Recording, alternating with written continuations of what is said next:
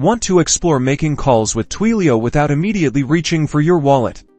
Let's dive into the world of free options. First things first, Twilio often provides a free trial. Head to their website, look for the sign up or try for free button, and create a new account. This usually grants you a set amount of credits to experiment with their services, including making calls. Once you're in your account, familiarize yourself with the dashboard. Keep a close eye on your usage and remaining credits to avoid unexpected charges. Twilio clearly displays this information. Next, investigate Twilio's pricing page. Sometimes they offer promotional credits or a free usage tier for specific services. Check for any limited offers or ongoing programs that could benefit you. Now, understand the limitations. Free trials and promotional credits often have restrictions. This can include limitations on call duration, geographic regions you can call, or the types of numbers you can use. Read the fine print carefully. To actually make a call, you'll need to use Twilio's API. Follow their documentation to set up your account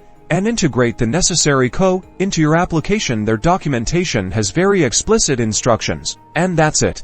By leveraging free trials, promotional credits, and understanding the limitations, you can make calls with Twilio without immediate charges. Explore their platform, test its capabilities, and unlock cost-effective communication solutions.